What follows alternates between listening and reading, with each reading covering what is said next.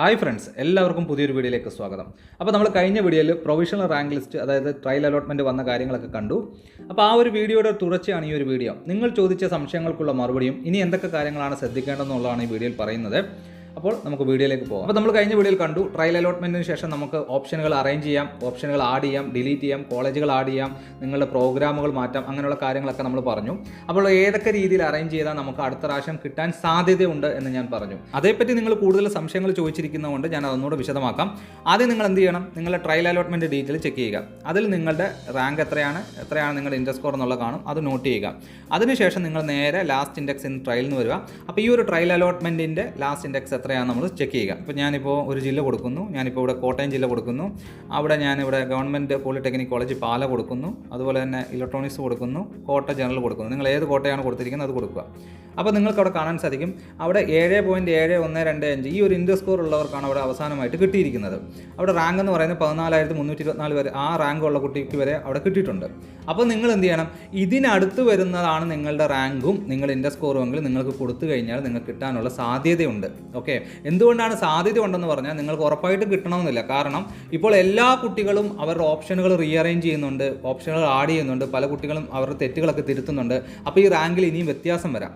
Okay, അതുകൊണ്ടാണ് ഇവിടെ ഒരു ക്ലിയർ ആയിട്ട് പറയുന്നത്, ഇതിൽ നിങ്ങൾക്ക് അലോട്ട്മെൻറ്റ് ലഭിക്കാനുള്ള സാധ്യത ഉണ്ടെന്ന് പറയുന്നത്. ഓക്കെ, അപ്പോൾ ഈ ഒരു രീതിയിൽ നിങ്ങളുടെ റാങ്കും നിങ്ങളുടെ ഇൻഡെക്സ് സ്കോറും അടുത്ത് വരുന്ന ബ്രാഞ്ചും കോളേജുകളും കൊടുക്കുകയാണെങ്കിൽ നിങ്ങൾക്ക് അടുത്ത പ്രാവശ്യം അഡ്മിഷൻ ലഭിക്കാനുള്ള സാധ്യത കൂടുതലുണ്ട്.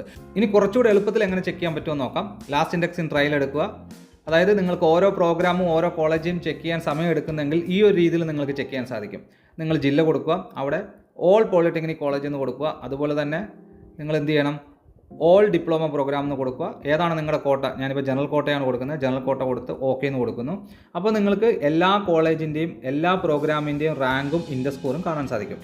അപ്പോൾ നിങ്ങളുടെ റാങ്കും നിങ്ങളുടെ ഇൻഡെക്സ് സ്കോറും ഏതാണോ അടുത്ത് വരുന്നത്, നിങ്ങൾ ആ ഒരു പ്രോഗ്രാം സെലക്ട് ചെയ്യുകയാണെങ്കിൽ നിങ്ങൾക്ക് ലഭിക്കാനുള്ള ചാൻസ് വളരെ കൂടുതലാണ്.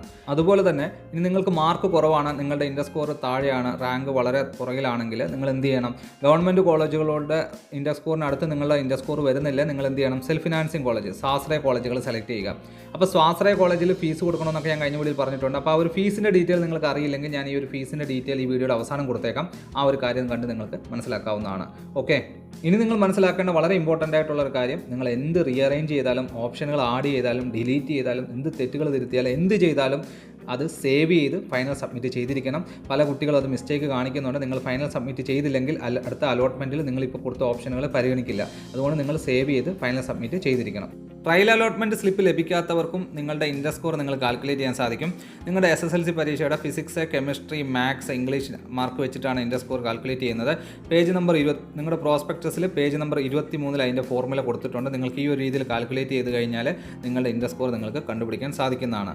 ഓക്കെ, അതുപോലെ തന്നെ നിങ്ങൾ സ്ട്രീം 2-ലാണ് കൊടുത്തിരിക്കുന്നത്, നിങ്ങളെല്ലാവരും സ്ട്രീം 1-ലായിരിക്കും കൊടുത്തിരിക്കുന്നത്, ഡിപ്ലോമ ഇൻ എഞ്ചിനീയറിംഗ്. അതല്ല നിങ്ങൾ സ്ട്രീം 2-ലാണ് കൊടുത്തിരിക്കുന്നത്, അതിൻ്റെ കാൽക്കുലേഷൻ ഫോർമുല ഇവിടെ കൊടുത്തിട്ടുണ്ട്. അപ്പോൾ ഈ ഒരു രീതിയിൽ നിങ്ങൾക്ക് നിങ്ങളുടെ ഇൻഡെക്സ് സ്കോർ കാൽക്കുലേറ്റ് ചെയ്യാൻ സാധിക്കുന്നതാണ്. ഓക്കെ, അപ്പോൾ ഓൺലൈൻ കറക്ഷൻ്റെ അവസാന ദിവസം എന്ന് പറയുന്നത് 28/6/2024 കഴിഞ്ഞ വീഡിയോയിൽ അതൊക്കെ പറഞ്ഞിരുന്നു. ഇനി നമ്മളുടെ ഈ ഒരു കറക്ഷന് ശേഷം നമ്മുടെ ഫൈനൽ റാങ്ക് ലിസ്റ്റും ഫസ്റ്റ് അലോട്ട്മെൻറ്റ് വരുന്നത് ജൂലൈ 1-ാം തീയതിയാണ്, 1/7/2024. ഫസ്റ്റ് അലോട്ട്മെൻറ്റ് ലഭിക്കുന്നവർ കോളേജിൽ റിപ്പോർട്ട് ചെയ്ത് അഡ്മിഷൻ എടുക്കണം. അപ്പോൾ അതേപ്പറ്റിയുള്ള വീഡിയോകൾ പിന്നീട് ഷെയർ ചെയ്യുന്നതായിരിക്കും. അതുപോലെ തന്നെ നിങ്ങൾക്കറിയാം, ഈ ഒരു ഫസ്റ്റ് അലോട്ട്മെൻറ്റ് ലഭിച്ചതിന് ശേഷം പല കുട്ടികളും കോളേജ് മാറും. അതുപോലെ തന്നെ മറ്റു കോഴ്സുകൾക്ക്, എഞ്ചിനീയറിംഗ് മറ്റു കോഴ്സുകൾക്ക് പോകുമ്പോൾ വീണ്ടും വേക്കൻസികൾ വരും. അതിനുശേഷം സെക്കൻഡ് അലോട്ട്മെൻറ്റ് ഉണ്ട്, അതിനുശേഷം സ്പോട്ട് അഡ്മിഷൻ ഉണ്ട്. അപ്പോൾ വേക്കൻസി വരുന്ന മുറയ്ക്ക് സ്പോട്ട് അഡ്മിഷനുകൾ കണ്ടക്ട് ചെയ്യും. അപ്പോൾ അതേപ്പറ്റിയുള്ള ഡീറ്റെയിൽ വീഡിയോകൾ അതാത് സമയങ്ങളിൽ ഷെയർ ചെയ്യുന്നതായിരിക്കും. അപ്പോൾ ഈ ഒരു വീഡിയോ നിങ്ങൾക്ക് യൂസ്ഫുൾ ആയെങ്കിൽ ചാനൽ ഒന്ന് സബ്സ്ക്രൈബ് ചെയ്ത് വെച്ചേക്കുക. വീഡിയോ ഇഷ്ടപ്പെട്ടാൽ ഒന്ന് ലൈക്ക് ചെയ്തേക്കുക. ഏറ്റവും ലേറ്റസ്റ്റ് അപ്ഡേറ്റുമായിട്ട് നമുക്ക് അടുത്ത വീഡിയോയിൽ വരാം. അതുവരെ എല്ലാ കൂട്ടുകാർക്കും ഗുഡ് ബൈ.